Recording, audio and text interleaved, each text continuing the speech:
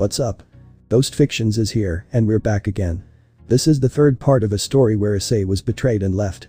But before we start, please consider subscribe to the channel and give this video a like. Don't forget to check the description for more information. Now, let's get into part 3. With Issei, Sona, her peerage, and hurtful, he finished explaining everything to them. What happened to him, what he is planning to do in the coming days, and how they will help with it. But after everything was explained to all present, the first one to ask questions was hurtful. Hurtful.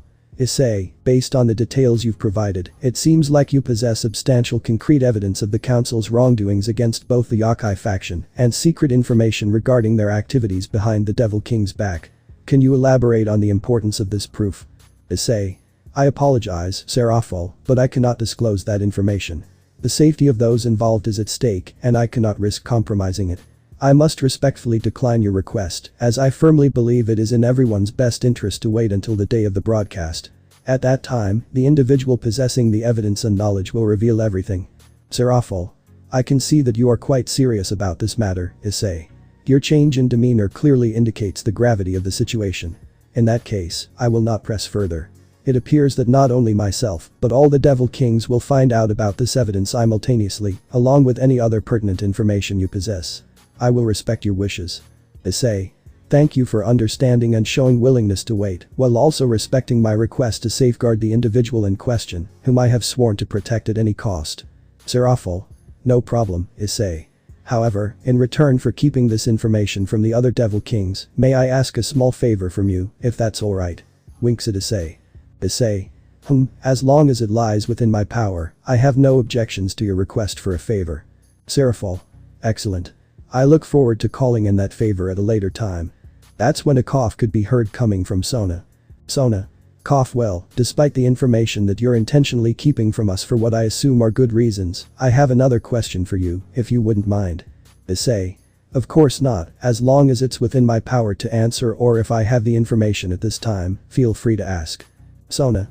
Well, do you intend to continue your schooling? Considering you've been absent for the past 8 months, I would like to know if you plan on returning to Kuo Academy to complete your studies. Issei. Ah, I knew someone would eventually ask that question, and I expected nothing less from you, Sona. Well, I would have liked to finish my studies at the school where I started. Unfortunately, due to current circumstances and my impending role as the YŌKAI faction leader, I simply don't have the time. However, that doesn't mean I've neglected my education. Auka has been very diligent and insistent on my continued learning. She has arranged personalized teachers for me in various subjects such as art and literature. So, I can confidently say that I haven't slacked off in my studies. In fact, I feel like I've accomplished more in these past 8 months than in my entire time at Kuo Academy, where I was merely known as the perverted idiot of the perverted trio. While I do have some regrets about not being able to graduate and have my parents see it, I believe my current level of education surpasses what I could have achieved there. Moreover, my reputation at the academy isn't the best, so it's best if I focus on what I'm doing now as the faction leader, along with my already busy schedule. Sona. I understand your perspective, Issei. It's unfortunate that you won't be returning to the school, but I respect your decision. It's good to hear that you've been continuing your studies and making progress over the past 8 months.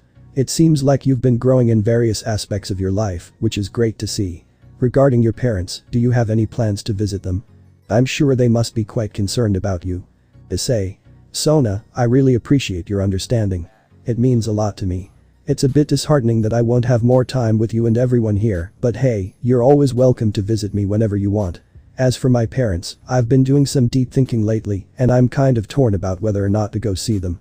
I can't shake the feeling that they wouldn't miss their disappointment of a son, the one who brought them shame and embarrassment. It's because of me that we haven't been invited to a family reunion or meet-up in years due to my behavior, so I imagine they might just be better off without me. Momo. Issei, it takes a lot of courage to confront our fears and face the people we've disappointed. But trust me, your parents will understand. They know that nobody is perfect, and they'll love you regardless of your past. It might take some time for them to process everything and forgive you, but family is all about second chances and unconditional love. Saji. Momo is absolutely right, bro. Family is everything. I'm sure they'll be relieved to see you and hear that you're doing better now. Just be honest with them, apologize for the mistakes you've made, and show them that you're committed to turning your life around. It won't be easy, but it'll be worth it. Issei. Thanks Saji and Momo for the advice. It's tough for me to accept that my parents might actually miss me and still care, despite my past mistakes and perverted antics. But you're right, I should go see them. They must be really worried, not hearing from me or seeing me for so long.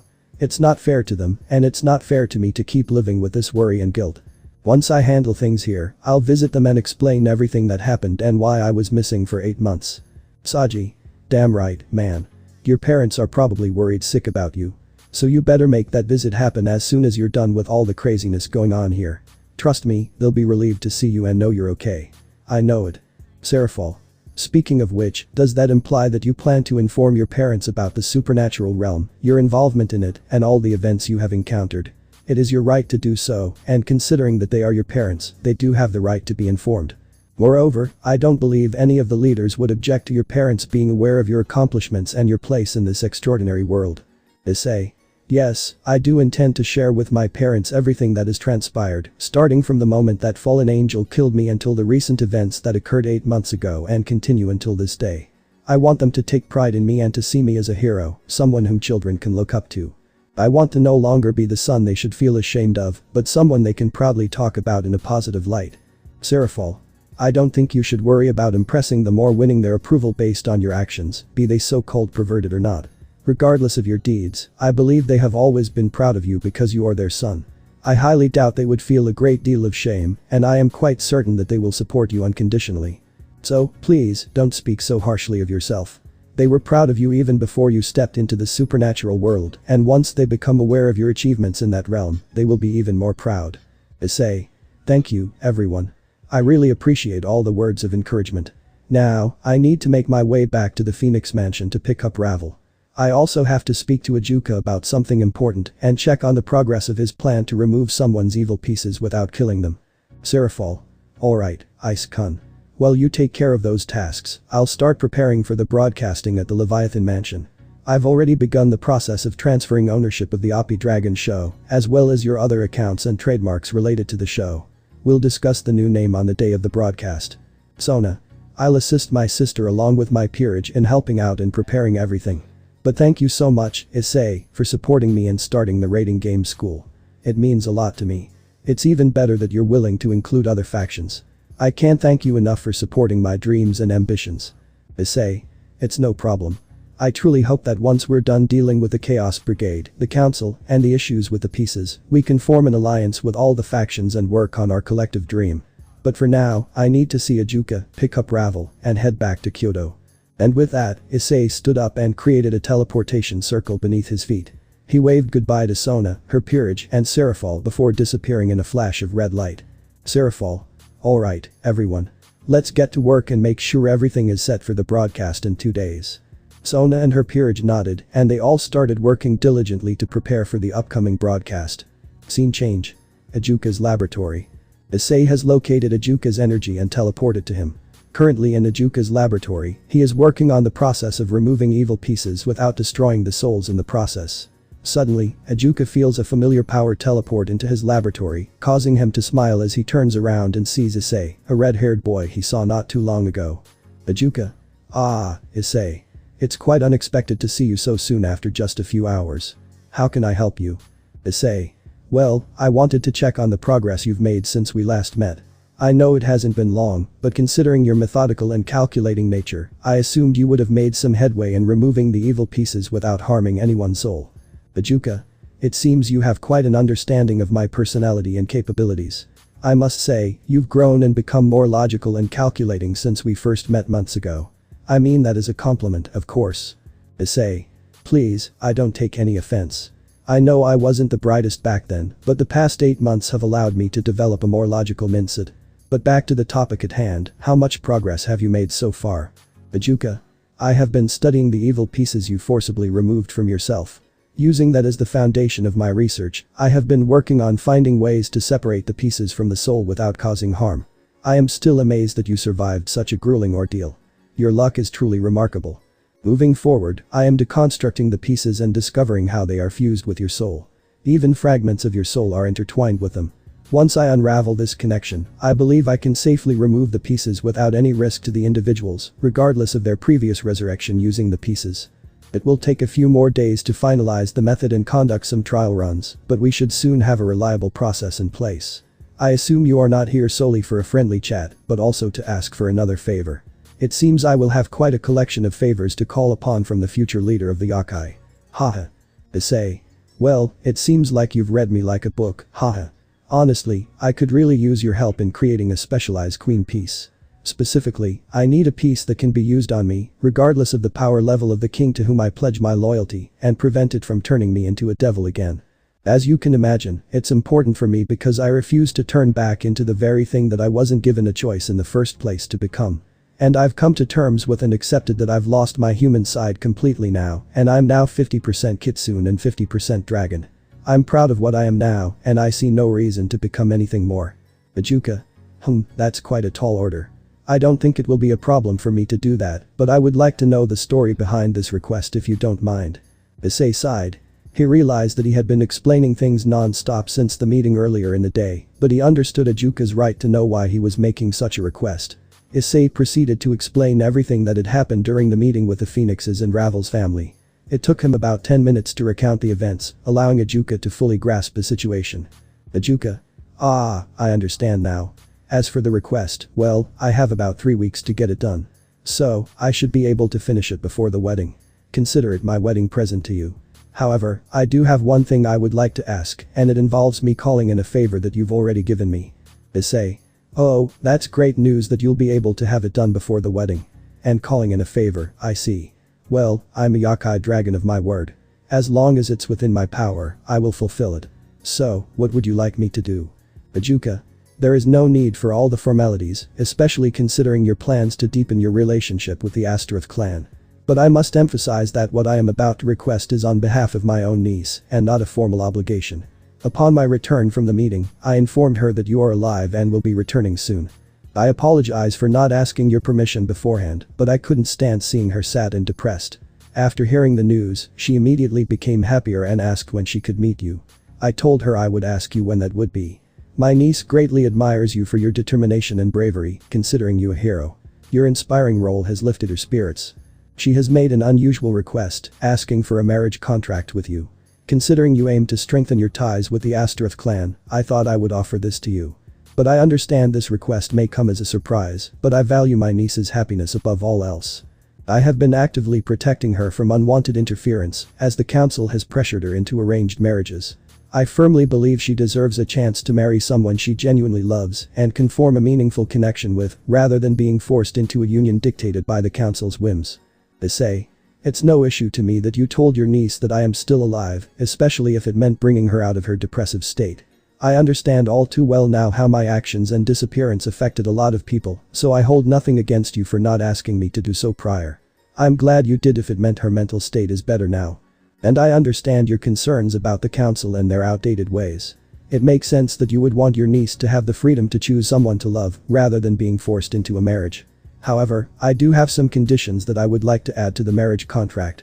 Given the complicated situation with my existing relationships, I do not want your niece to feel obligated to love me if she is not comfortable or genuinely unable to do so. We should aim to build a genuine relationship where love can develop naturally over time, rather than relying solely on initial infatuation. I hope you understand my perspective on this matter. Ajuka. I completely agree with your conditions for the contract.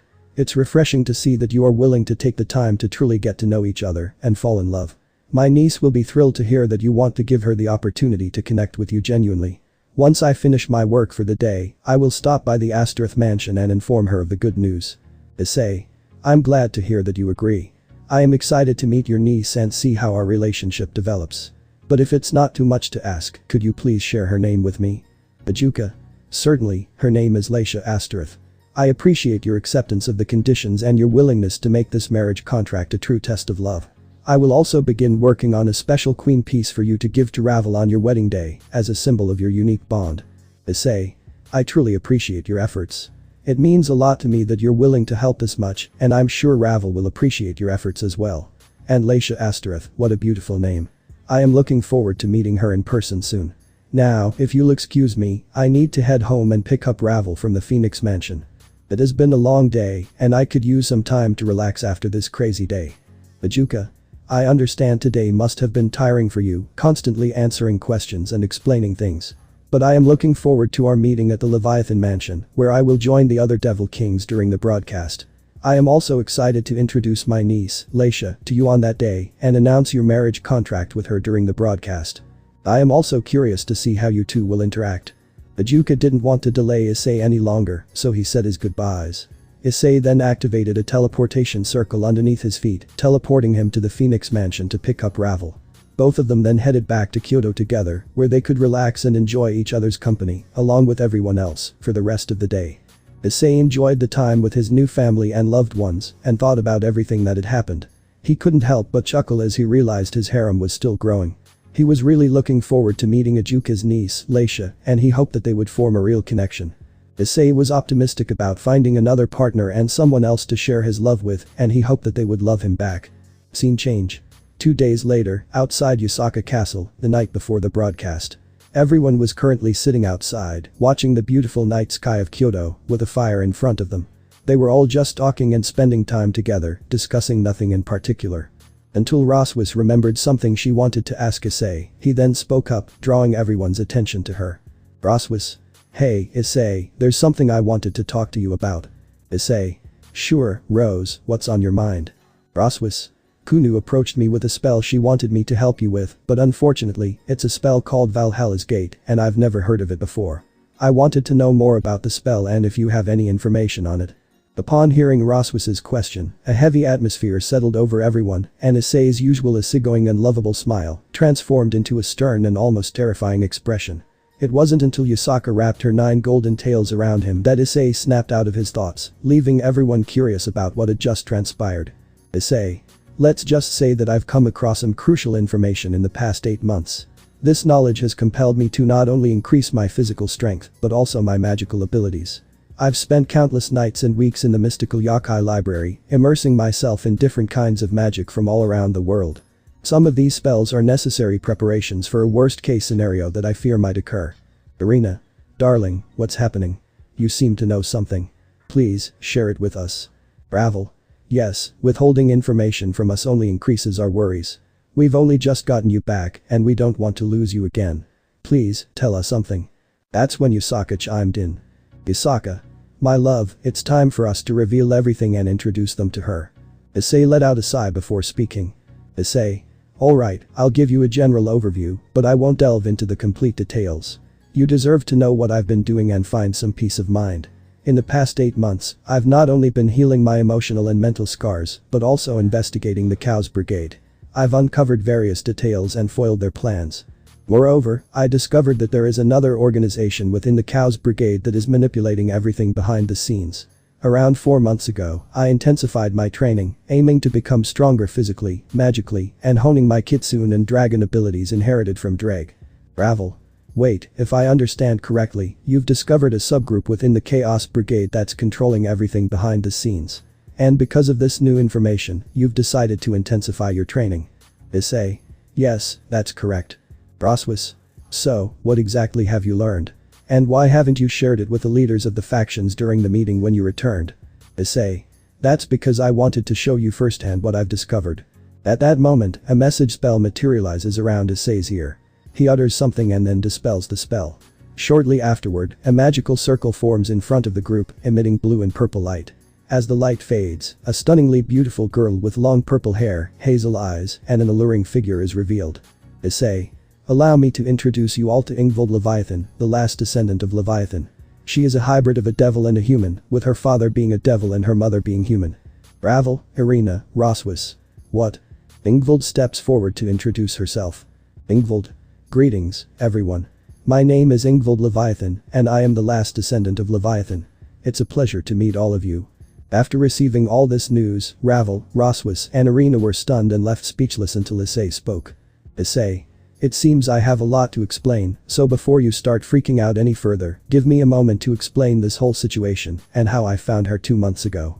The girls looked at each other and nodded until they looked back at Issei, giving him the confirmation to go on with the story. Flashback to 2 months ago in Normandy, France. Issei found himself inside a small Chaos Brigade outpost, having already eliminated all the station soldiers.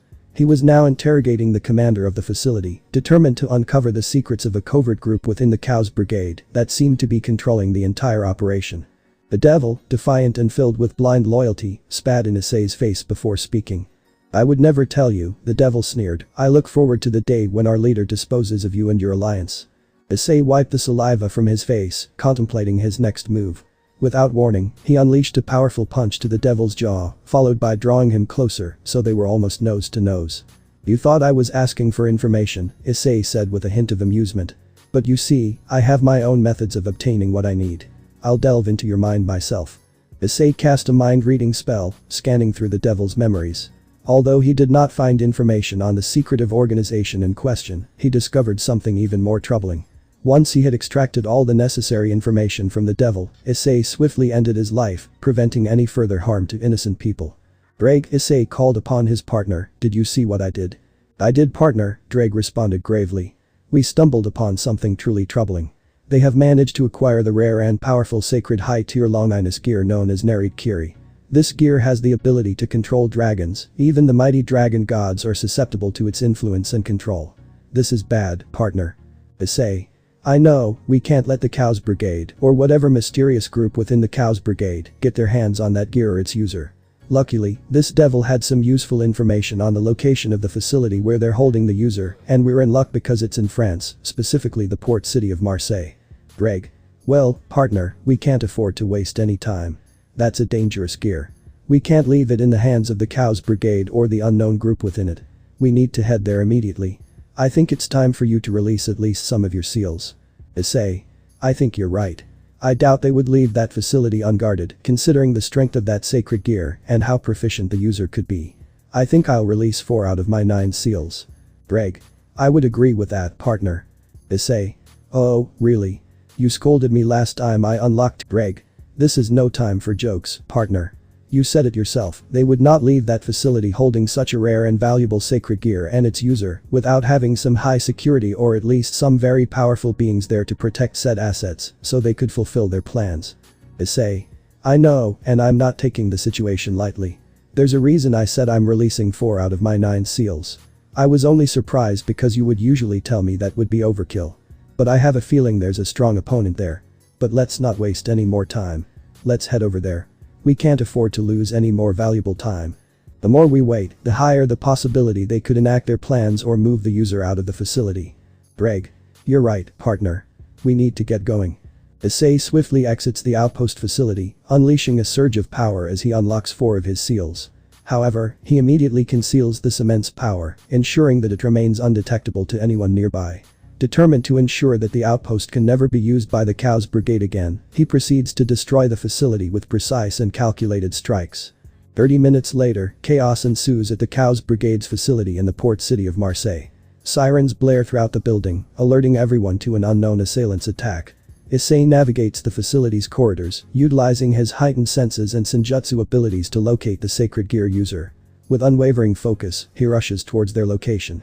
Issei: "Drake, as I was scanning for the sacred gear user, I noticed something peculiar. The presence emanating from them indicates that they are not just a human, but also possess devil blood within them." Drake: "Partner, are you suggesting that they are a human-devil hybrid bestowed with the sacred gear? Such a combination is not unheard of. Vali, who possesses the divine dividing gear, is another example of a human-devil hybrid obtaining a sacred gear." Issei: "That's not what surprises me. Their presence bears a striking resemblance to a devil we encountered before, Kateria Leviathan, one of the supposed last descendants of Leviathan." Greg: "Fascinating. We will soon uncover the truth. We are almost there, partner." Issei: "Yes, we will." Issei, who arrived at the holding cell where the sacred gear user was being kept captive, shouted a warning to the individual behind the door to back away from it.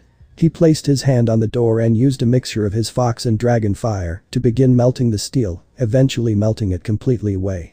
As he entered, he saw a stunning girl around his age with beautiful long purple hair, a voluptuous body, and hazel eyes. She spoke to him with fear evident in her voice. "Who are you? Are you here to harm me too?" Issei: "No, I'm here to rescue you. Please call me Issei Haidu, the Red Dragon Emperor. I want to help you escape from the people who wish to use you. Can you please tell me your name? It's only fair that I get to know the name that suits the beauty standing before me." Upon hearing Issei's compliment, she blushed but found the courage to respond. Ingvald. My name is Ingvald Leviathan. Thank you for the compliment. You're very handsome yourself. She blushes even more after saying that. Issei. Ingvald, what a beautiful name that perfectly matches your elegance and beauty. Issei and Ingvald found themselves entranced by each other's presence. However, their moment was interrupted by Dreg. Dreg. Hate to break up this romantic moment, but we are in a Cows Brigade facility. We need to get this young lady out of here before we have to face a horde of Cows Brigade members. Issei and Ingvald blushed at Dreg's words and quickly looked away. Realizing the seriousness of the situation, Issei compassed himself and understood the urgency. He gently picked up Ingvald, apologizing for not asking beforehand, and said they needed to leave immediately. Facing a potential confrontation with angry Cows Brigade members, they couldn't afford to waste any time. Ingvald looked at Issei, impressed by how gallantly he had picked her up. With stars and sparkles in her eyes, she couldn't help but blurt out her thoughts without thinking. Ingvald. My hero, she said it in the most loving and passionate way she could, not even thinking of it. Issei, who heard exactly what she said, was trying to fight back a blush until he realized Ingvald was also fighting a heavy blush. He realized what she said and decided not to make the poor girl any more embarrassed, acting like he never heard her. Issei. Did you say something? Ingvald. Oh no, not at all, blushing profusely as she was being held in his arms. Issei. Well, I need you to hold on tight. I'm going to get us out of here, and I promise I won't let any harm come to you. Ingvald's heart raced even faster upon hearing his gallant words.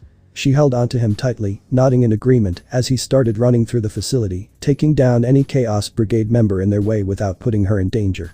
She was mesmerized by his unwavering determination to protect her. Eventually, they managed to escape the facility and were almost completely outside the fences when an attack was directed at Issei. He swiftly dodged the attack, landing away from his previous position. Issei asked Ingvald if she was okay, and she nodded, signaling that she was unharmed. As he looked up, Issei narrowed his eyes, sensing that his opponent wouldn't be easy to defeat. He now knows he made the right decision to release 4 of his seals. Now knowing that his opponent is currently standing before him is more than worthy enough for him to release that much power for this fight. Issei pulls out a transportation paper and gives it to Ingvald. Issei. Take this transportation paper, use it, and it will take you to a safe place. When you get there, let her know that I gave it to you personally for your safety. And tell her I'll be there soon.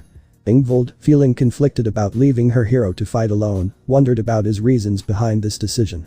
But why, Issei? You can't possibly face him by yourself, Ingvald expressed her concern. I can't leave the person who just saved me to fight such a formidable opponent alone. Issei reassured her, his confidence shining through. I am stronger than I appear. I want you to go to a safer place where the transport paper would take you. I have acquaintances who will ensure your safety until I arrive.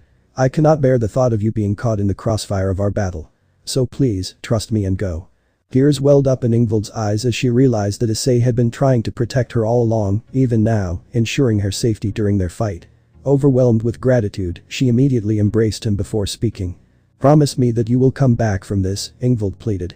You risked your life to rescue me, someone who was trapped in prison, all on your own. I can't bear the thought of losing you after you've done all this for me. Promise me that you'll come back alive, and I'll see you again. Reciprocating the hug, Issei spoke with warmth in his voice. I promise you, you will see me again. When I return, we'll have plenty of time to talk. But for now, I need you to leave. With the seriousness in his tone, Ingvald reluctantly released the embrace and wiped away her tears. She nodded, activating the paper's teleportation ability. Just before she vanished, she shouted out to Issei. You better keep your promise. I'm holding you to it. She called out, her voice filled with determination. With a gentle smile and a thumbs up, Issei replied, I never break my word. That's a dragon's promise. Ingvald then disappeared in a beam of bright light, leaving only Issei and his formidable opponent. Did you say your final goodbyes? The opponent taunted. I guarantee you won't be able to keep that promise to that little devil human mongrel. Issei. Ah, who would have guessed I get the pleasure of being in the presence of the bane of the Ottomans, Vlad the Impaler himself, Dracula. So, they have you as the guard dog of this facility. It makes me wonder. Are you following the orders of the Cows Brigade or the group within it that's truly pulling the strings? After utilizing the transportation paper entrusted to her by Issei, Ingvald discovered herself in an opulent, grandiose throne room. Momentarily startled, her attention was immediately drawn to the regal seat itself, where 2 Yokai guards brandished their spears menacingly at her. Positioned behind them, an enchanting Yokai with resplendent golden eyes and 9 majestic gold foxtails and ears captivated her gaze. Eventually, one of the guards erupted in anger, demanding to know how she had managed to infiltrate the sacred throne room. Guard 1. How did you gain access to the throne room, intruder? Guard 2. And how dare you brazenly present yourself before our queen without prior consent? We should kill you where you stand for this insolence. Ingvild trembled uncontrollably, consumed by an overwhelming sense of terror. However, a soft yet authoritative voice intervened and instructed the guards to stand down. It was Usaka, a magnificent woman whose presence offered Ingvild a glimmer of hope. Usaka inquired about Ingvild's identity and how she managed to successfully circumvent the castle's formidable defenses. Summoning her courage, Ingvild spoke up. Ingvild. I was given this teleportation paper by Issei Haidu, the Red Dragon Emperor, who saved me. He assured me that I would be safe here and requested that I inform you that he will return shortly. Listening attentively, Usaka promptly ordered her guards to leave, insisting on giving her privacy to talk with the girl. Although they initially resisted, Usaka remained firm in her decision, and they exited the throne room, allowing Usaka and Ingvild to hold their conversation in private. Usaka. Ah, I understand now. This paper enabled you to bypass the intricate defenses of my castle, transporting you to my sanctuary in Kyoto. I am Lady Usaka, Queen of the YŌKAI. It appears that my little red fox holds great faith and trust in you, granting you this passage to seek refuge within my domain. Before delving into the details of your predicament, I kindly request that you disclose your name. Ingvild felt relieved as she noticed that Lady Usaka's voice had become more calming and soft-spoken. She took a moment to compose herself before speaking. Ingvild. My name is Ingvild Leviathan, Lady Usaka. With a deep bow, she showed her respect for the Queen of the YŌKAI. Usaka. There is no need for that. If my little red fox trusts you enough to bring you here for your safety and protection, then I have no objections. I will instruct the guards to treat you as a guest. So, please, relax. It would be a good time to have some tea and tell me more about your situation. Ingvild. Yes, that sounds nice. I am immensely grateful for both his kindness and yours in allowing me to be here. I am willing to share everything that has happened to me up to this point. Usaka. Good. Please know that you are safe here, and I have complete faith that he will return soon. But for now, please follow me. Let's have our tea outside. It's such a wonderful day, and it would be a shame not to enjoy it. Ingvild felt a wave of relief wash over her as she began to follow Usaka.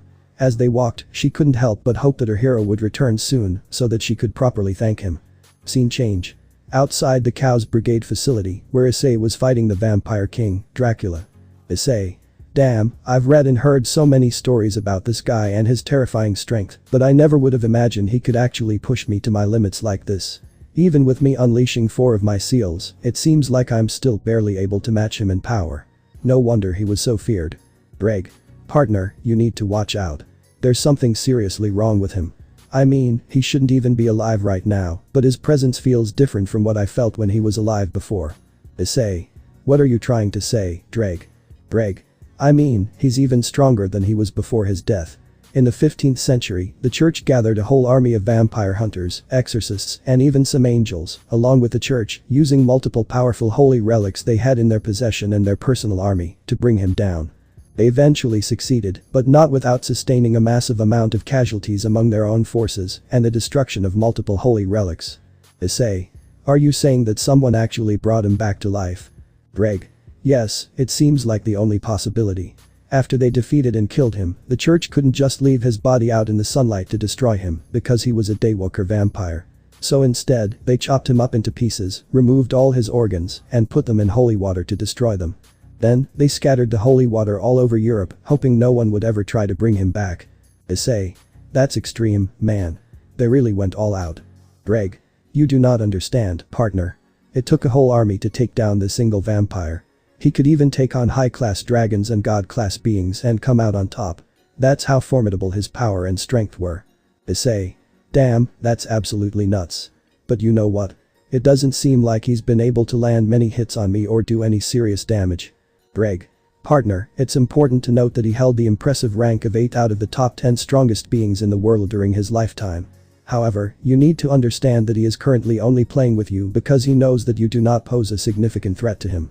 So, unless you start taking this fight seriously, he is going to stop playing with you and end it. I strongly advise that you release more seals, as there is something I feel inside of him artificially boosting his strength. To be blunt about it, given his previous rank as the 8th strongest being and his current strength, which we have yet to fully assess, it is likely that he's on par with the 5th strongest being at his current strength if I had to guess. Issei. Damn, then I really can't be playing around. I'm going to have to release 2 more seals if I want to compete with him. Man, when they made him the final boss to protect the princess, they sure knew how to pick a real monster. But you're right, it's time to get serious. I can't let him get away and try to look for her because if he finds her in Kyoto, I don't want to imagine the destruction and casualties that could be brought, especially if Yusaka and Kunu are there. I'm not going to risk their lives. Plus, I have to keep my promise to Ingvald. Greg. Good partner, show him what you're made of. But he's getting back up. It's time to get serious and take down this bloodsucker. Issei. You don't have to tell me twice. Dracula dusted himself off after getting hit by one of Issei's stronger attacks. Dracula. Is that all you have, child? With all that boasting you were doing, I thought you would actually bring me a decent fight. It seems like the beings in this day and age are weak, just as they've always been, having to group together to take out the strong. Nothing more than mere children pretending they have real strength when they have no idea what strength is. But I grow tired of this little game of ours, so tell me where the girl is, and I will give you a merciful death. Issei. Haha, you think I need mercy from a walking corpse like you? Secondly, fuck you and your mercy because I won't be the one needing it. Our game has just begun, and I'll show you how strong I am, Vampire King Dracula. Dracula. You insolent child. I intended to end your life swiftly, but now I shall revel in draining your blood, relishing every moment of agony you endure. This ends now, I am no longer interested in playing your petty games. Prepare to meet your demise. Dracula extended his arm, his palm facing outwards, and conjured a blood-red sphere surrounded by crackling red lightning. Before his attack could land, a powerful explosion erupted from Issei, completely nullifying Dracula's attack. As Dracula surveyed the area where Issei once stood, he witnessed a radiant surge of power emanating from him, surpassing anything he had witnessed before.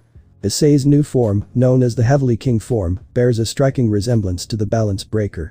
However, it features less armor and instead showcases gauntlets with open fingertips and shoulder plates. His well-defined muscles are prominently displayed, and the green gems of the boosted gears are situated on various parts of his armor.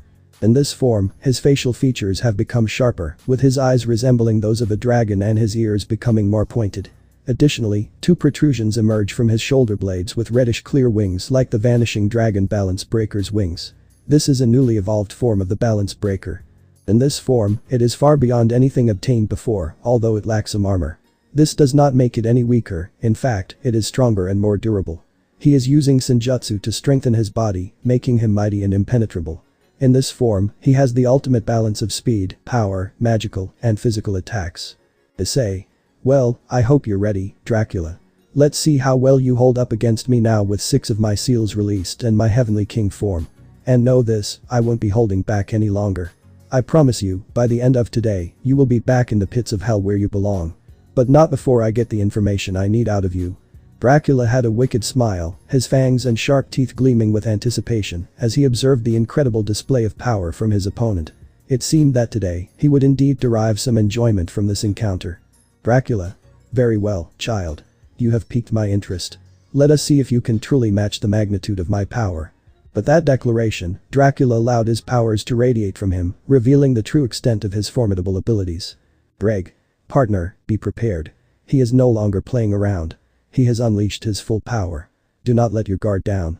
You are about to face your toughest opponent yet. Even Loki and his pet Fenrir cannot compare to the monster you are about to face. Issei. I understand, Drake. But I am no longer the same naive and foolish boy I once was, who relied solely on his boosted gear. I have grown and become stronger. I have developed my own unique skills, powers, and fighting techniques. And most importantly, because our souls are intertwined, I have gained your powers and attributes that are usually bestowed by the boosted gear. I can now access them at will, without the need to activate the gear. This is a perfect opportunity for me to test how far I have come. If I cannot defeat this monster before me, there is no way I can face bigger and stronger threats that may lie ahead. Drake. Partner. Issei. Drake, I want you to stay out of this and just observe. I want to prove to both you and myself that I am your ultimate and strongest host. Drake. I understand, Issei. I see that you are taking the path of the dragon to prove your own strength. I respect your request. Now go and give it your all, brother. Issei smiled upon hearing Drake's words. Issei. Just sit back and watch this fight. I am going to make you proud. Now, Dracula, show me the true strength of your monster's power. Dracula. With pleasure. And so, the two charged at each other. Their fists colliding caused shockwaves to travel through the air, uprooting trees and shaking nearby buildings. The thunderous sounds echoed through the atmosphere. But Issei, not letting his pride get the best of him, realizing this danger and seriousness of the situation, began throwing his heaviest and strongest attacks he could to as much damage as possible to Dracula. Issei. Let's see if you can handle this vampire king. Issei began chanting a spell. Hear my call, O great Raijin. I summon you, the great master of the clouds. May your thunder rumble and your lightning strike. Send forth your brilliant light and strike my foes with your divine might. After Issei finished his chant, a multitude of storm clouds gathered above Dracula. In a sudden and swift motion, he found himself encircled by divine lightning. The bolt of electricity struck him from various angles, engulfing him in a mesmerizing display of yellow and blue static. Issei did not let up on his onslaught against Dracula. He summoned 9 spheres of blue fire that floated effortlessly above him, forming a half circle. Charging them with concentrated energy, he watched as the spheres crackled with power, waiting for the opportune moment. With a commanding gesture, Issei set the spheres in motion. They began to circle around him, their path mirroring the thunderous strikes of lightning that continued to rain down. Just as the lightning dissipated, the spheres hurtled towards Dracula, enveloping him in a swirling vortex of electric blue flames. Remaining on guard, Issei knew those attacks wouldn't kill him. But he understood that at least the holy element of the lightning attack, along with the flames he produced through his senjutsu in the follow-up attack, should at least wound Dracula critically or slow him down enough so that he could get in close to land a fatal wound on him. But that's when his instincts kicked in, prompting him to leap into the air and narrowly evade the blood-red spikes that emerged from beneath him. However, he had unknowingly placed himself within Dracula's reach. In a display of monstrous power, Dracula appeared above Issei, swiftly delivering a powerful blow that sent him hurtling back towards the ground, causing a massive crater upon landing. But Issei didn't have long to regain his bearings when he felt the killing intent bearing down on him. Quickly dodging out of the way, he saw Dracula wielding a blood sword, descending towards him. Dracula's impact on the ground made the crater even bigger, showcasing the amount of raw and unrestrained power he put into his blow. It could have easily killed Issei if he was hit by that attack. Issei, speaking out loud. Damn, this bastard is no joke. Those are some high-tier magic spells I just threw at him, and it seemed like he wasn't even fazed in the slightest by any of them. Not even by the holy element of the lightning. Dracula looked at Issei, impressed by his ability to withstand his powerful punches and evade his rapid attacks. However, he couldn't help but notice that the child was confused. Dracula knew why and decided to enlighten the boy that he is no longer affected by the holy element. Thanks to the one who brought him back, they made sure that he was no longer vulnerable to the ways he was previously killed, meaning he was immune to the holy element. Dracula taunted Issei, asking if he had any more tricks up his sleeve or if that was all he had to offer. Issei, though frustrated, knew that he couldn't give up. Now that he knew the holy element wouldn't work on Dracula, which greatly limited the damage he could do, Issei pondered on other ways he could damage him and also wondered what the full extent of Dracula's abilities were, making things even more difficult.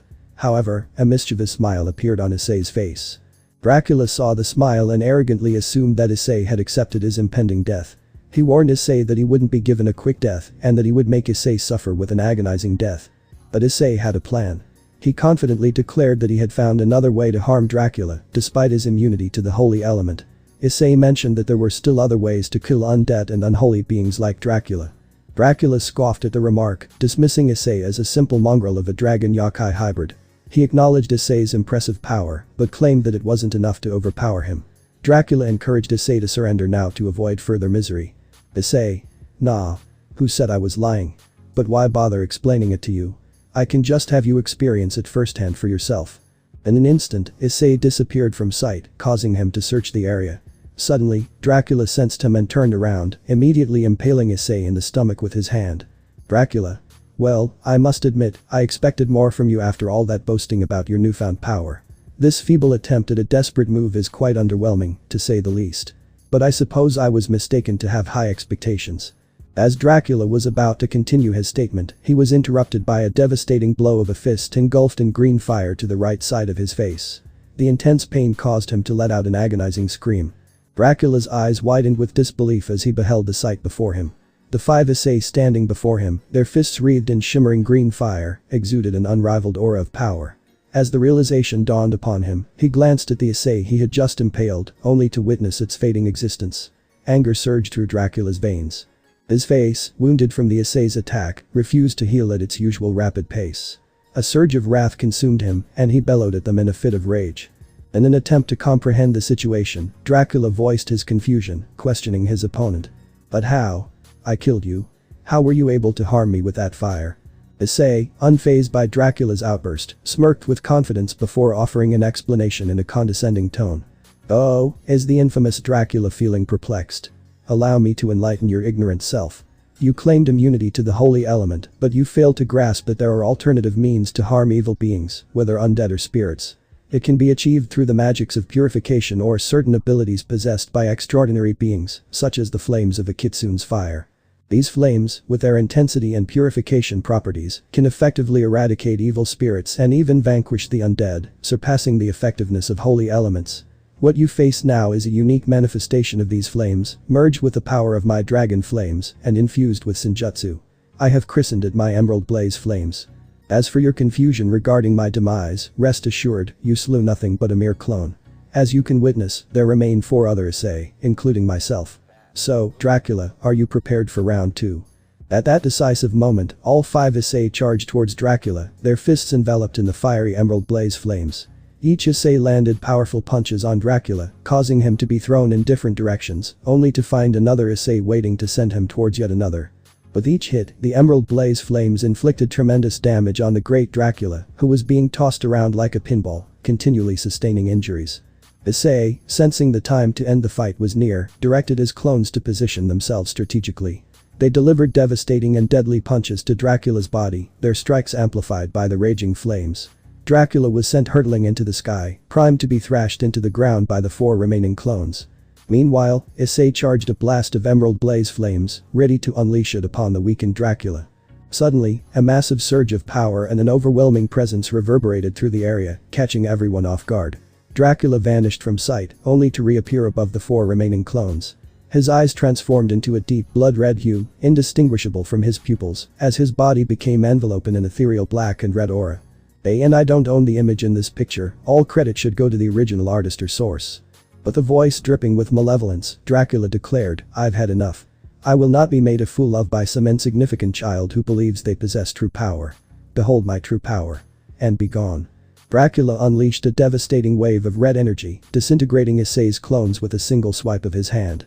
The slash, accompanied by blood-red lightning, caught Issei off guard, disorienting him and knocking him off balance.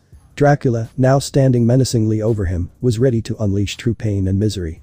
With a firm grip, Dracula lifted Issei and pummeled him into the ground, dragging him mercilessly across the terrain. Dracula's bat wings extended as he took to the sky, still gripping Issei's face. He taunted Issei, promising unimaginable pain. Issei was thrown towards the remains of the Cow's Brigade facility. Dracula then summoned hundreds of red orbs with sparks coming off them, directing them towards the impact site. For 30 seconds non-stop, the orbs bombarded the remnants of the facility, leaving only rubble at the end. Meanwhile, Dracula floated with crossed arms, eagerly waiting to see if Issei would survive. To Dracula's surprise, Issei managed to conjure a barrier to shield himself from the onslaught of attacks. However, as soon as the barrage ended, Issei's barrier disappeared as he collapsed to his knees, breathing heavily and coughing up blood. Despite his grave injuries, Issei mustered the strength to stand and wipe the blood from his mouth, glaring at Dracula with hatred. Dracula? Well, you're more tenacious than I ever imagined, but you need to understand the power disparity between us. Let me show you how truly outmatched and outclassed you are, so that in your last moments before I finally kill you, you will know where you sit in the pecking order of this world. You will forever know your place for as long as your pitiful life lasts before I take it. And I will enjoy every aspect of seeing the life drain from your eyes as I drink your blood. I might present your head to that little mongrel of a half-breed. I bet that would just break her spirit. I would love to indulge in the beautiful despair she will experience. But first, let me show you how truly outclassed you are. Without Issei even seeing Dracula move from his position, he felt a sharp and immediate pain in his side and immediately fell to his knees, holding his side. He noticed there was a giant gash in his side and blood was pouring out. He then looked back up to see Dracula licking his blood-soaked hand, which was covered in Issei's blood from the wound he just inflicted. Issei was left speechless as he didn't see Dracula move at all, even though he was looking directly at him. But refusing to give in or give up, he managed to use his fire abilities to cauterize his wound before standing up, even impressing Dracula. Dracula. I am quite surprised by your pure determination and will to continue standing after my onslaught. Even with that devastating wound, you still managed to find the strength to get up and face me. You are more than a brave boy, you have a fire in you that will not go out until you die. I can at least respect that, but I will enjoy putting that fire out. Issei. Damn it, I can't die here. I made a promise to Ingvald and I can't go back on it. I can't abandon the woman who saved me, Yasaka, or Kunu, who helped me recover. There's too much at stake for me to give up now. Drake, I know you can hear me. You've been staying out of this, but I need your help. Your honor as a dragon is unshakable, and I respect that about you. I'm about to do something reckless and stupid, but it's the only way to win this fight. Use whatever power I have left and activate the backup teleportation paper I have. You can scold me later, but right now, praise me for being a true dragon and winning this fight. We can't let this monster run free, and we definitely can't let him get his hands on Ingvald. My promise as a dragon can't be tarnished like this. I know you're already willing to help, so just wish me luck, buddy. Dracula. Ah, so you've finally given in to despair and hopelessness. You see the hopeless situation you're in, fighting against a being far superior to you, you filthy hybrid. I'll put an end to your delusional misery, but before that, I think I'll start by ripping off your arms and making you suffer. As Dracula was preparing to launch a giant red blood spear towards Issei, he suddenly felt an enormous amount of energy being released from him. Even the king of the vampires was surprised by this unknown power coming from a boy who seemed to have no strength left to give. Issei had released his final 3 seals. He only had 1 minute now that he has unlocked all of the remaining seals on his power before it starts doing permanent damage. He starts performing his final trump card, merging it with his new emerald blazing flames. Issei. Arise, mighty inferno spirit. Unleash your cleansing flames upon my foes, consuming them in the fiery embrace of purification. Let the world be rid of its evil as your flames scorch away the darkness, illuminating all with your radiant light. Draw upon the essence of my soul, mighty spirit, and manifest with the power of my emerald flames, taking the shape of a dragon. Come forth and smite all in your path to make way for your righteous and mighty light. Emerald Inferno Blazing Dragon. Issei turns his emerald blazing flames, mixing it with his own dragon spirit that wells within his own being to summon an ethereal emerald green flaming dragon. As Issei prepared to unleash his powerful ethereal dragon of flames upon Dracula, the vampire countered with his most formidable attack. A massive red ball, crackling with red lightning, hurtled towards Issei, its destructive power evident. Dracula, recognizing the threat he faced, wasted no time in launching his attack. "Die, you filthy mongrel hybrid," Dracula taunted. Issei, refusing to back down, shouted defiantly, "Go back to the pits of hell you crawled out from." The opposing attacks collided, the struggle for dominance apparent. Slowly but surely, Dracula's attack began overpowering the emerald green fire dragon. Dracula reveled in his perceived superiority. "Give it up, for you lack the power to defeat me," he sneered. "Your boost of energy is nothing compared to my might. Die like the mongrel you are." Issei, filled with determination, focused every last ounce of strength on the dragon, fueling it with all he had left. Gradually, the emerald dragon fought back, devouring Dracula's attack and surging towards its target. Dracula desperately attempted to erect barriers, but they crumbled under the wrath of the enraged flame dragon. Realizing the end was near, Dracula set up one final barrier, holding it with his own hands to protect himself from annihilation. "It can't end like this," Dracula protested. "I have lived for millennia, only to be killed by a mere child. I do not wish to die this way."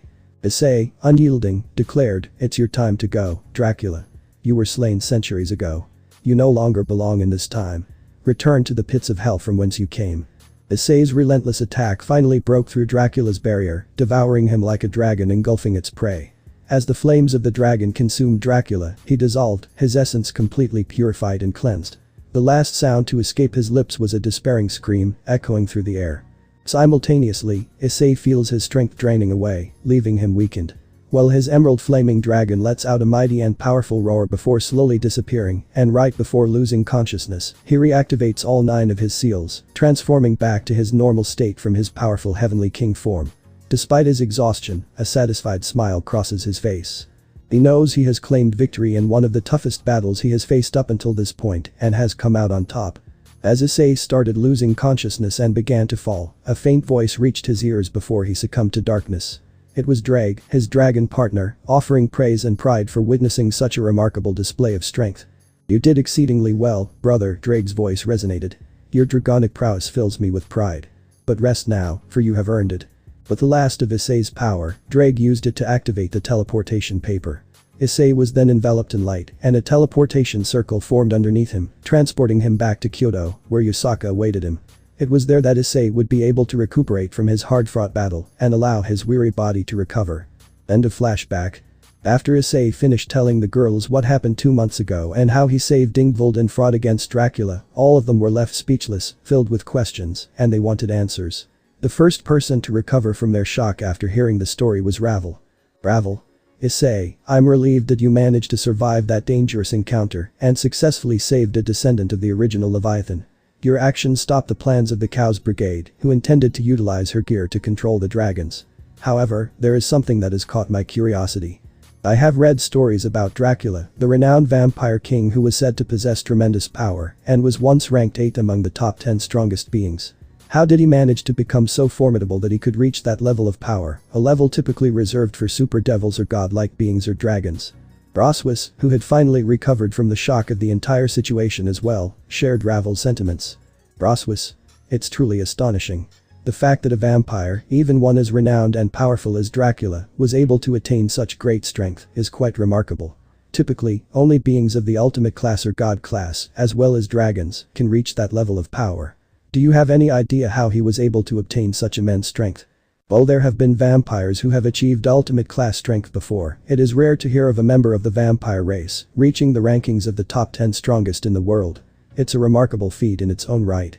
Issei understood their confusion. He himself had the same questions about how the vampire had become so powerful that he had even garnered significant attention from the church, who had devoted substantial resources to bring him down. So after the battle, Issei did some research on Dracula. He decided to share what little information he had gathered after the fight with Dracula and how he was able to gain such power and surpass the norm for vampires, along with the eventual conclusion he came up with thanks to Drake on how it was possible for a vampire to achieve such strength. Issei. I have been grappling with the same concerns and questions regarding our search for information on Dracula. Given that he died in the 15th century, it is expected that finding accurate records about him would be challenging. Moreover, any existing documents may have been purged by the church to prevent anyone from trying to resurrect him after they killed him, or be in the possession of the vampires who are not exactly welcoming to outsiders, especially one who just killed their newly resurrected king. However, after exhausting various avenues and failing to find concrete information, Drake shared something with me that seemed logical and simple. Arena. What exactly did Drake tell you? Issei. I believe it would be best for Drake to explain. After Issei said that, the boosted gear materialized on Issei's left arm, through which Drake began to speak. Drake. As Issei mentioned, he made efforts to uncover information about Dracula. However, the scarcity of substantial details or the deliberate concealment of information regarding him complicates matters. Nonetheless, there is a simpler answer to this mystery. Rias. Oh, really? How so, Drake? Drake. Firstly, it is essential to recognize that even among the devil race, there exist abnormalities that have propelled certain individuals to become part of the top 10 strongest beings. We have instances of YŌKAI and Surziches, both of whom can be considered super devils with power rivaling that of god-class. Arena. I'm not sure I follow you, Drake. At this point, Ravel interjected, grasping the implications of Drake's explanation. Ravel.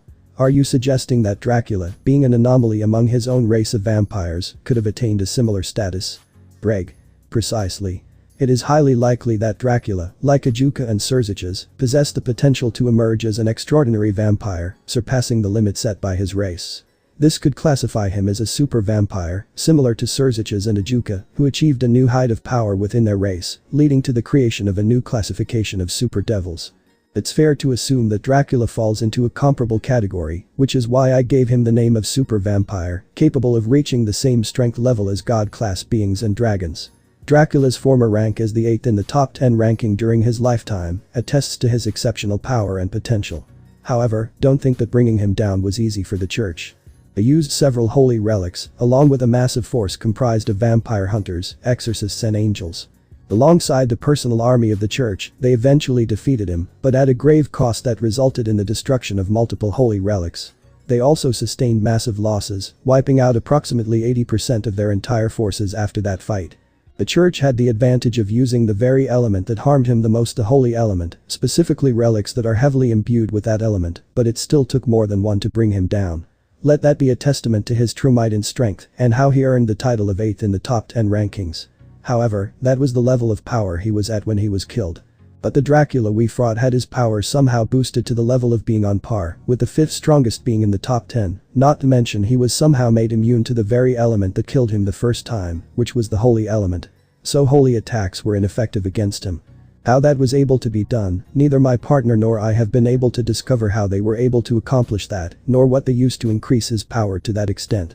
along with the assumption that he was resurrected quite recently, making me doubt he could have trained himself to the point of reaching that level of power, nor do I believe he could obtain that power on his own. This leads both me and my partner to assume that something was augmenting his power and boosting him. We truly were fighting a monster on such a scale that, if my partner had not fought him and had let him go about his business, he would have laid ruin to everything in his path in the quest to find that Leviathan girl. After Ravel, Rias, and Irina processed Drake's words, they were visibly shocked to learn that Dracula, the foe Issei had fought, had been boosted, in some unknown manner, to match the power of the fifth strongest during their battle. They also learned that Issei had come dangerously close to losing his life in the fight, barely managing to emerge victorious. After a moment of silence, Ravel was the first to speak up. Ravel. Issei, that was utterly reckless of you, the only reason you managed to win was because of your luck. You need to stop this, your luck will eventually run out. And I'm terrified for that day. Irina. I agree with Ravel eyes. I'm glad that you're alright, but you can't just throw yourself into dangerous situations like that. You have indeed grown stronger. And I do understand that if you didn't fight him, he would have gone looking for Ingvald and would have found himself in Kyoto. I know how much you care for your loved ones, and you wouldn't let any of them get hurt, but I still think there should have been a better way for you to handle this. Nevertheless, I'm just glad you're okay, Ice. Issei. Ravel, Irina, I'm sorry for worrying both of you, but it's in the past now. I didn't have a choice regardless. It was either fight him or let him go looking for Ingvald, who I just rescued. If the Cows Brigade or this unknown organization were to get their hands on her again, there's no telling what they would have done to her. I would not have allowed that to happen, especially considering the people I care about and entrusted her safety to. They would also be in danger if I let him go looking for her in the place I consider my new home and family. I understand what I did was reckless, but I regret nothing. It may have been luck that I won, but I still won and learned lessons from that fight. I've only grown stronger to prevent another close call like that, and I'll continue to grow stronger to protect the ones I love, no matter what it costs. Rias. Issei, I think the best thing you said showed me that no matter how much time has passed and how much you've changed, your kind-hearted nature remains. You're still that boy who would easily sacrifice his own life to save the ones he cares about and the innocent. It makes me truly happy to hear that. I am also glad that you made it back safely. That being said, it is indeed intriguing to consider the similarities between Dracula and the super devils, who stand as anomalies within their respective races. This suggests that there may exist individuals within other races who possess the potential to attain such extraordinary powers under the right circumstances. Auka. Oh, my love, it's great to hear that you see me and everyone else here as family, and we see you in the same light, my little red fox. But getting back to the topic at hand, it certainly seems that trouble is brewing. You mentioned that Dracula's power was increased somehow, not to mention that upon his resurrection, he was somehow made immune to the very element that killed him the first time. Do you have any insight into what exactly could have been used to increase his power during the fight, and what could have made him immune to an element that is the natural weakness and highly effective at killing vampires? Issei. Sigh. Unfortunately, I do not have the answer to that question at the moment. Sun Wukong has been really insistent on training me rigorously, leaving little time for me to investigate other matters. He has been quite vocal about expressing his displeasure with my decision to enter a fight with Dracula using a newly acquired form that I had unlocked just a month prior. According to him, I had only tapped into about 25 to 30% of its potential, as I misused and misunderstood the full extent of the 6th seal unlocking. To be honest, I had only mastered the 5th seal and had about 50% control over the power of the 6th seal at that time. Sun Wukong made it very clear that my recklessness and pride put me in real danger. It was only through quick thinking, using the emerald blazing flame to counter Dracula's immunity to holy elements, that I managed to survive. Moreover, my last desperate attack was a reckless move that was heavily criticized by Sun Wukong. He emphasized that it was purely dumb luck that I came out of that encounter with only the damage and wounds I sustained, as it could have been much worse. Ravel. He's right, Issei.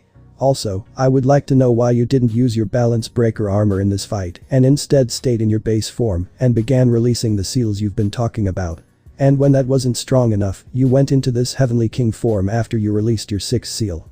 What is the difference between this new Heavenly King form and your balance breaker armor? Is it an evolution or something else? And are you unable to use your balance breaker and the seals together for some reason? Issei. I won't argue that Sun Wukong is right about what I did being absolutely foolish and reckless, but I still have no regrets and I would do it again if I had to. And to answer your questions about the seals and why I didn't use the balance breaker in any of this fight, one reason is that using the balance breaker scale mail armor only equates to me releasing 2 of my seals in my base form. As for the balance breaker itself, I've mastered it and can't use the seals while unleashing it. There are a few issues. First, I have attempted it before and it went horribly wrong, because when I tried to use the balance breaker scale mail armor and started to unleash some of my seals, the balance breaker armor wasn't able to withstand the flow of extra power through it. And it immediately overwhelmed the armor, causing the balance breaker to reset itself. And not only did it cause the balance breaker to reset, but the overflow of power also caused damage to my body. It's not anything permanent, but it did demonstrate how the seal releasing and the balance breaker need to be used together right and properly, not just recklessly. Answering your question about the seals, when I became both a dragon and a kitsune, along with Drake merging his soul with mine, I gained not only all of his strengths and powers in his prime, but also the strength I had already acquired at that time, along with the powers and abilities of a kitsune. Both Drake and Yusaka realized that my power was growing at a rapid rate, coinciding with each of my 9 tails growing. However, my body couldn't adapt fast enough without destroying itself. So, to alleviate this problem, we had to divide my power into seals, with each seal coinciding for each tail that grew. For example, we had to put a 3rd seal for the 3rd tail, a 4th seal for the 4th tail, and so on. After my 9th tail grew, we put a 9th seal in place.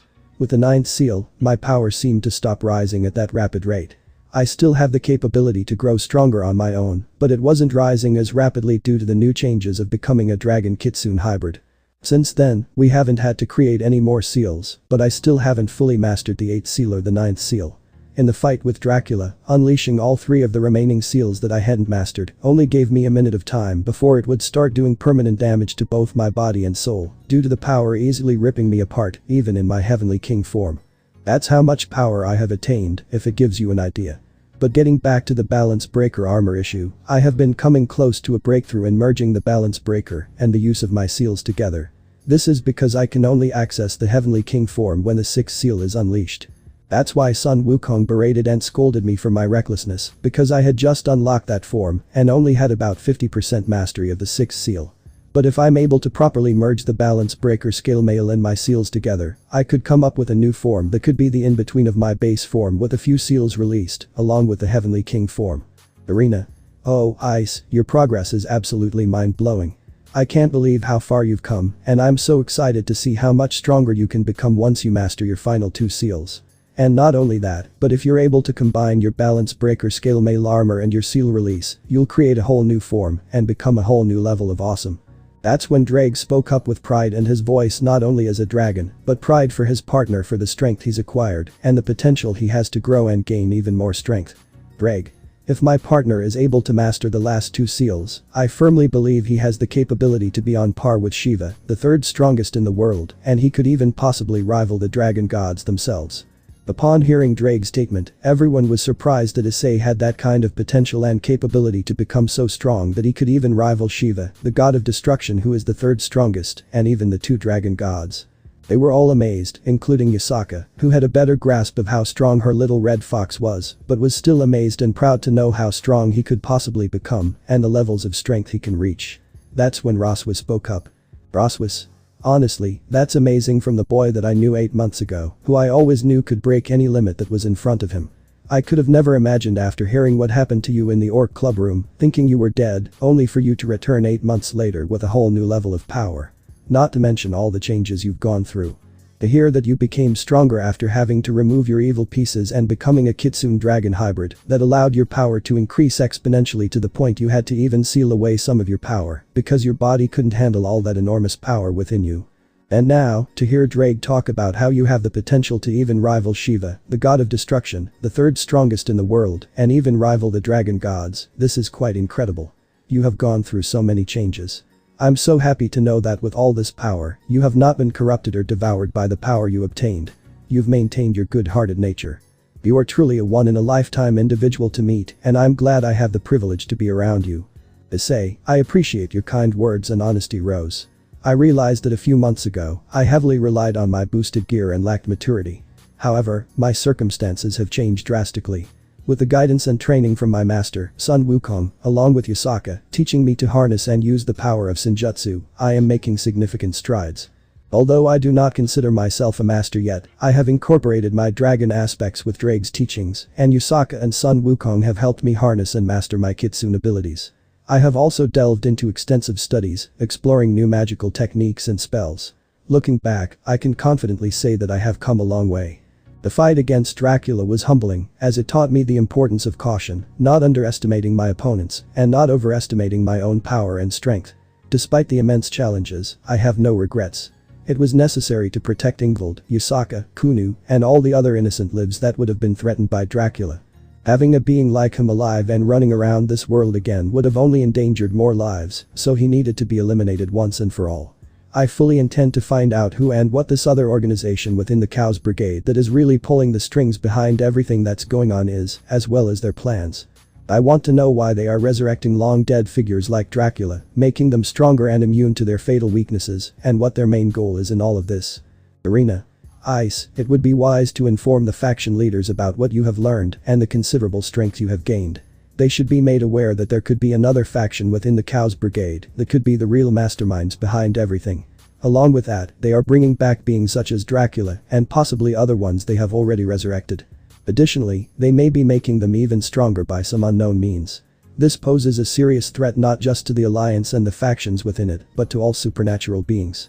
Their plans, whatever they may be, could also have drastic ramifications for the human world. Bravo. Yes, I have to agree with Arena. Holding this kind of information will only be detrimental to the Alliance and everyone else. They should be aware of the revival of very dangerous beings and the fact that the Chaos Brigade might not even be the real threat they're facing. There may be somebody else pulling the strings. Roswis. I completely agree. Considering that our adversaries are resurrecting ancient foes like Dracula and are able to increase their strength, making them immune to something that could weaken or kill them, is definitely a very dire and terrifying thought. The fact that our enemies are able to bring back long-dead gods or other beings to help fight for them is concerning. It is crucial that the faction leaders are informed of this development.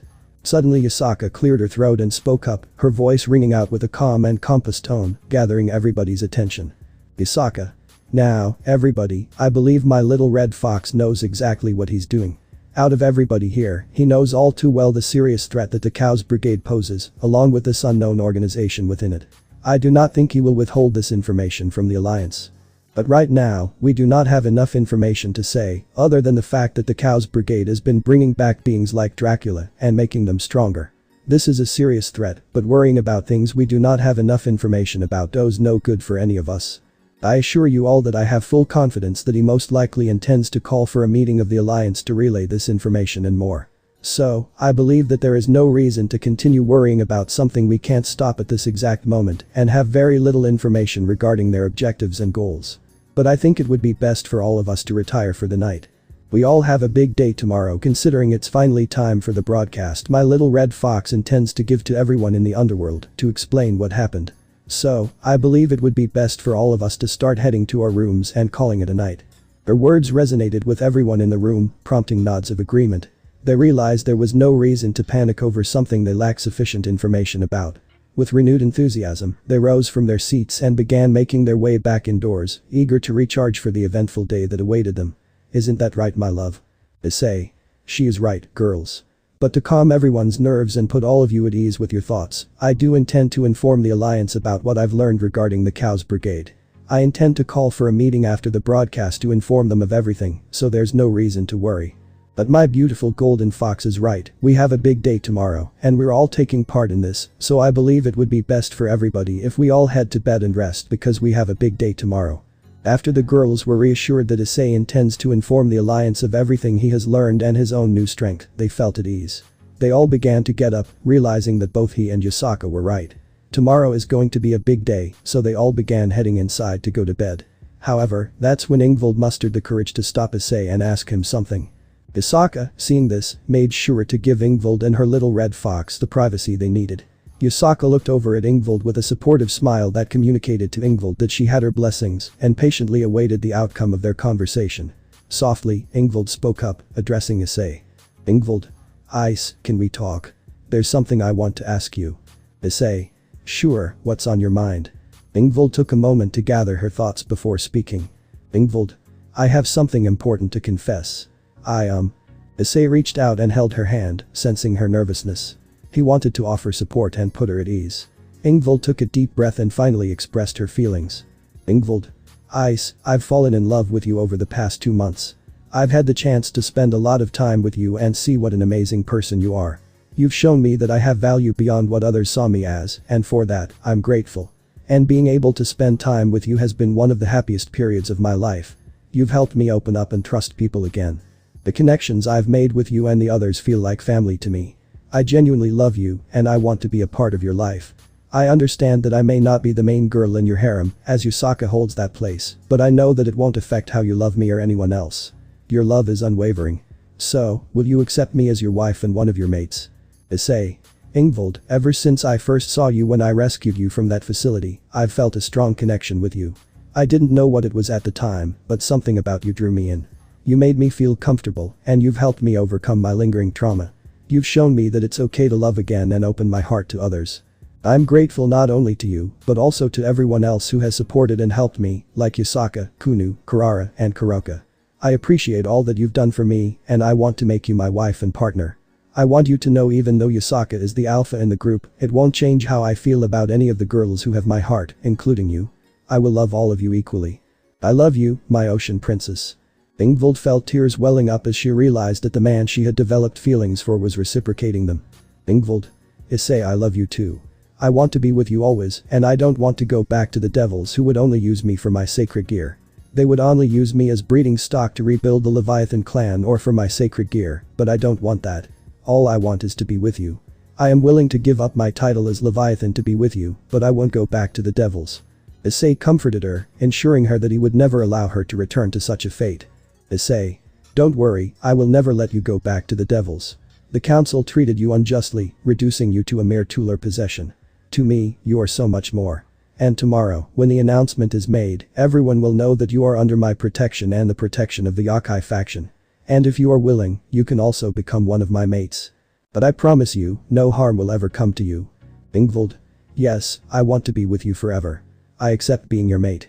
These past 2 months, you have helped me break free from my shell and see myself as more than just a tool for my sacred gear. I love you, Issei. Issei. I love you too, Ingvald. I'm grateful to have you by my side. You are my loving ocean princess, I adore and cherish you. Ingvald blushed at the pet name and suggested her own special name for Issei. Ingvald. Can I call you my dragon knight, Issei?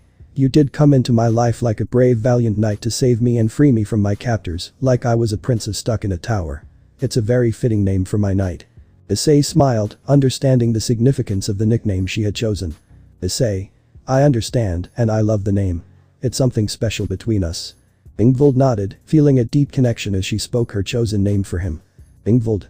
I'm glad you like it, my dragon knight, because it reminds me of how you saved me that day. The day I will never forget and the day I cherish because I got to meet you, my knight. After a sweet kiss, Issei and Ingvald spent some more time together before parting ways for the night. Ingvald went to sleep with a content smile, knowing that Issei loved her back. Meanwhile, Issei returned to his room with Yusaka, who had a mischievous smile, wondering what would happen after Ingvald confessed her feelings to him. Issei. You probably already know, my golden fox. She confessed her feelings for me, and I reciprocated. We've been together for 2 months, and it became clear that we love each other. Thanks to you, Kunu, and her, I've learned to open up and love again. Yusaka. That's great to hear. By the way, she found out that I'm pregnant. It's good to know that she'll be part of your harem, as I've started seeing her as a sister during these last few months. We both love the same man. But there's something else you should know. The Shinto Pantheon has requested a meeting with you. Issei. When do they want to have the meeting? Yusaka. They want to meet a day after the broadcast. They think you'll be busy after that, so they want to discuss your broadcast and other matters. They also want to watch the broadcast tomorrow. Issei. Ah, it seems there may be an issue. I assume you will be there so they can properly watch it. Yusaka. Of course, plus Lady Amaterasu would like me to talk to her about some things. Nothing serious, it's just girl talk because even goddesses like to gossip. Issei felt nervous sweats on his forehead, not because he was meeting the legendary Shinto Trinity, but because he couldn't stop thinking about Yusaka, his stunning mate, gossiping with Lady Amaterasu, the goddess of the Shinto pantheon. That single thought sent a shivers up his spine. Issei. Alright, love, let's head to bed. Yusaka. Wait a sec, aren't we forgetting someone? Issei looked confused, wondering who Yusaka was talking about. He looked at his beautiful golden fox with curiosity. Issei. Who might that be, my enchanting vixen? Yusaka. Ravel, come in. Ravel entered the room wearing a blue nightgown, with her hair down, instead of in its usual style. Ravel, hey Ice. I thought I could join you and Yusaka tonight, you know, since we're getting married soon. If Yusaka doesn't mind sharing you, I know she can be a bit possessive over you. Issei. No problem, my beautiful phoenix. Yusaka, do you have any objections? You're the alpha of our little harem, after all. Yusaka. None at all. I actually invited Ravel here. And I guess I can share my little red fox with a sweet and loving phoenix, since she genuinely loves you. Also, Ravel, don't act like you're not possessive of him too when it's just the two of you. Issei. Alright, ladies. No need to start fighting over me. I love all of you equally, and that will never change. Now, let's head to bed because we have a big day tomorrow. After that, Yusaka and Ravel climbed into bed with Issei. Ravel was on his right and Yusaka was on his left. Issei then released his fox ears and 9 red fox tails, using them to draw both women closer. Ravel felt a sense of comfort and affection as she nestled into his tails, feeling his loving warmth. Yusaka's tails intertwined with his other tails, and she embraced him tightly. Eventually, they all drifted asleep, sporting serene and content smiles, knowing they were truly loved and cherished. But before falling asleep, Issei admired his beautiful mates, realizing how lucky he truly is to have them, and relished in the profound happiness that he felt at that moment. He then closed his eyes gently, drifting into a peaceful sleep, feeling profoundly loved. Well, that was the end of part 3. Hopefully you guys enjoyed this part. Don't forget to subscribe to the channel for more interesting stories. Well, with that, take care.